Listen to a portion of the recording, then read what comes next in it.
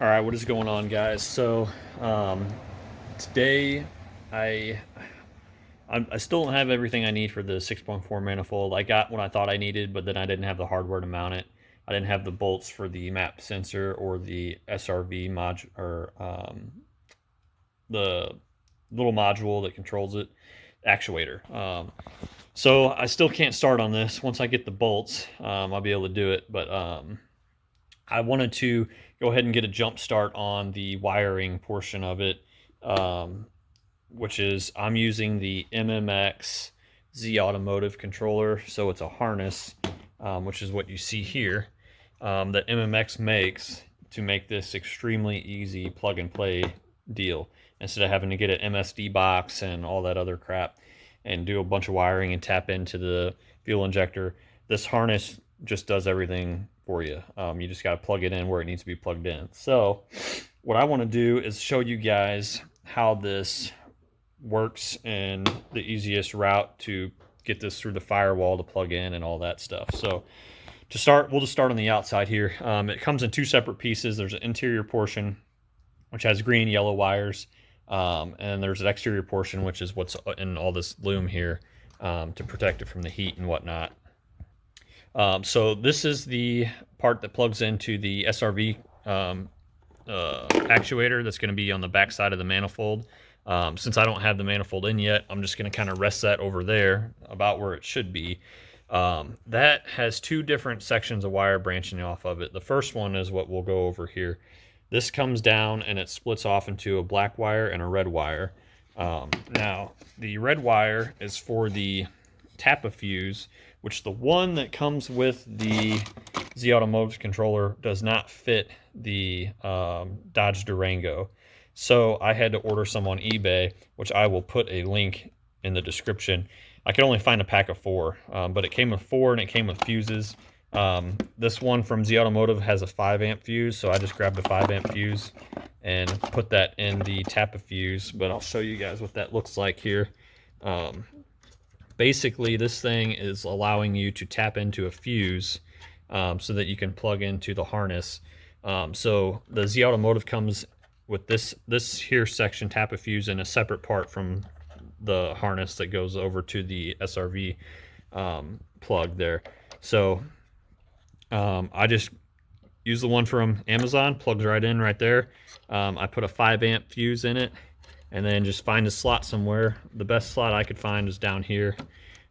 Just plug it in like that, get that section plugged in, kind of tuck that. And what I did is I took a drill bit and I kind of notched a little notch there so that the wire can sit in there when the lid's closed and it doesn't damage the wire.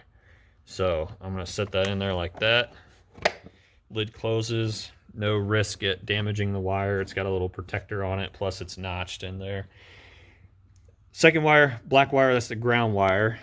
So what I just did was it comes with the little, I guess you'd call it like a hook or whatever to put in under a screw head. I just used the PCM ground strap, or where the screw is for the ground strap there. You can kind of see it going down right there, the ground strap, the black one. I just hooked right into that, and there we go, we're grounded. So that's that portion of the harness. The other portion right here, that's the portion that goes into the interior. So I'm going to show you guys how I routed that. There's actually a, let me set the flashlight there, like a little wire holder here. So I went in through that, and there's a section here where all the wires go in, because this is all closed off, this little section here. There was an opening, so I just pumped it right through there. And then this is where we're going to go into the, let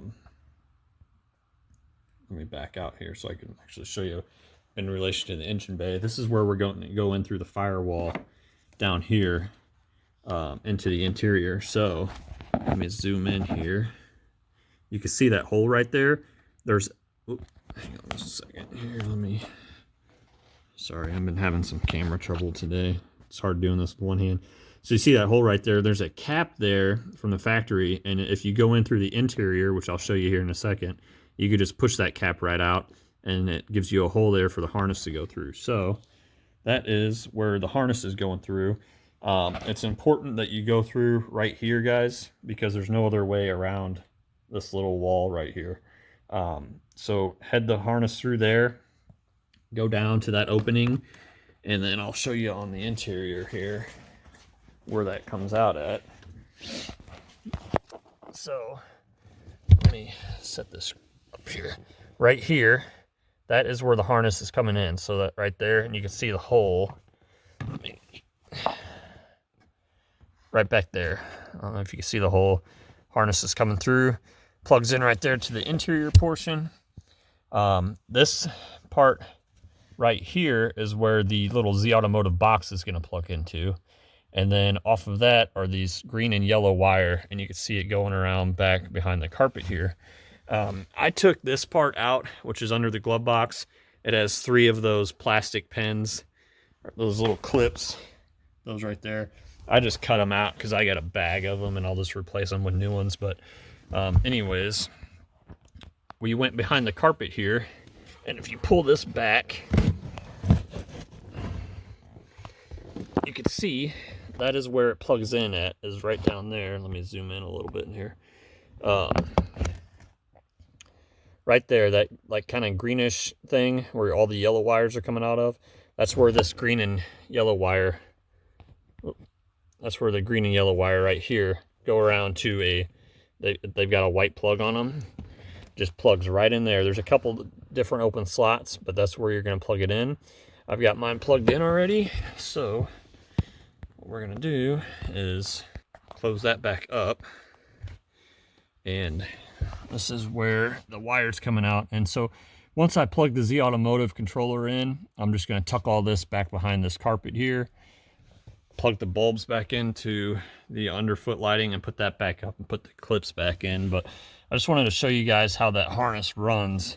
So this section here is coming from the firewall, that hole that we push the cap through from this inside here. That plugs into this interior portion of the harness, which is these 2 short white, black, and red wires right here. I'll get a better angle here. Sorry, guys. And then it goes into the plug right here, right there. That plugs into the Z-automotive box, the little bitty box. Off of that comes the green and yellow. That plugs into that harness that was over there behind the carpet here between the driver and passenger. And then you're done with the interior portion. You need to get something to block that hole off so that you don't get carbon monoxide and stuff coming in through the engine bay. But other than that, after I plug that box in, we're done in here. So it's as simple as that, really, guys. Once I get the manifold in and I'll be able to plug in the SRV right here, and then I'm all finished up. But what I'll probably do is put these 2 wires in wrap them in tape and then put them in loom, just because I don't want those getting too hot because they're next to the engine. And then I'll, secure the wire harness just to make sure it's out of the way of the engine and any moving parts. But that's it. And I'll link everything, all the parts you need in the description. But if you have any questions, just let me know. All right, guys, real quick, I just want to show you. So I did get wire loom and stuff off of Amazon. And I got Tessa tape as well. So this is like a heat tape, but it's like a pretty durable tape. And that's kind of that's like what I used on my wire extensions for the IAT, the TPS and MAP throttle position sensor and intake air temperature sensors when I had to extend those for this. So what I did was I wrapped the 2 wires in this. Then I put a wire loom over it, and then I kind of just taped a couple sections of the wire loom just to keep it, together. But looks pretty good. I mean, this will kind of get tucked over, and then I'll run the SRV kind of around. But for now, I'm just going to wrap it all up, put it in a Ziploc bag, tape it up over here out of the way so it doesn't get messed up or anything. But yeah, so that's it. And once I get the bolts that I need, I can get this 6.4 manifold on, and then get all these things plugged in, and we will be good to go.